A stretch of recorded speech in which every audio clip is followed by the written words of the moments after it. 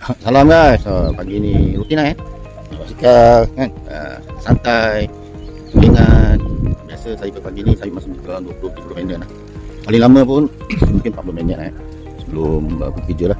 Tapi kerja saya ni dia fleksibel sikit, masuk sebelum pukul 10. Tapi bukannya hari-hari pergi pukul 10. Tapi ada kadang-kadang tu pukul 9, pukul 8.30. Kadang-kadang awal pun ada 7.30 pun saya pergi kerja, tak masalah.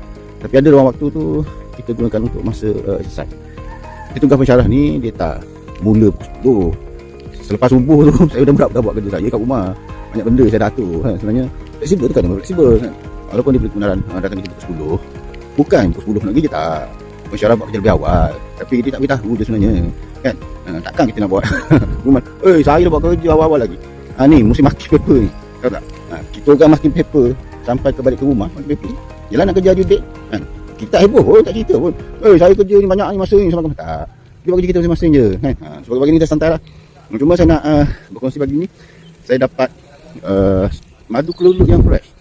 Malam sahabat saya di FB post pasal madu keluluk yang dia tengah harvest lah. Banyak botol juga tu. Saya kata menarik juga ni. Saya tanya dia nak order macam mana ni. Dia kata PN nombor dia lah. Okey. Pagi ni tengah cycling saya terserempak dengan dia. Terus saya tanya berapa botol ni. Dia kata ni ada botol ni tinggal ambil lah. Saya pun ambil lah kan. Nanti saya tunjuk gambar di akhir video ni. Saya pun nak bayar lah. Saya nak bayar ni. Ada kira-kira agak. Lupa pula nak bawa phone kita hari ni. Tak apalah dia kata. Owner kata bayar lain kali lah nanti lah. Alhamdulillah kami memang kenal pun. Kalau jumpa kedai air bergreen tu, wajah tu. Itulah saya nak beritahu. Madu kelulut asli. Kalau rasa nak order, boleh contact dengan Wak Jas lah. Boleh search FB dia lah. Wak Jas. InsyaAllah jumpa. Stok kalau ada tak ada. Okey ni. Sahabat ini madu dari Wak Jas. Okey.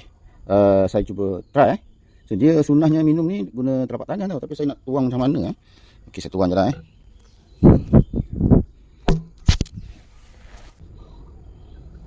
Okey, ni saya cuba test sikit dah habis kan. Okey, rasa dia memang asli. Sebab ciri-ciri madu keluluk ni dia mesti rasa masam. Kalau madu keluluk manis tu pelik sikit lah kan.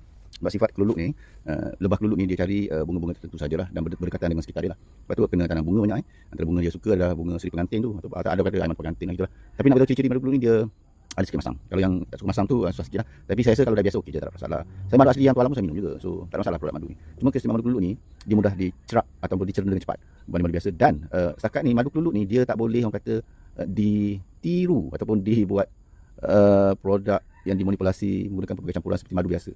Setakat ni lah kan. Sebab tu kata ciri-ciri madu keluluk tu dia unik. Itu saja perkongsian pagi ni. Terima kasih.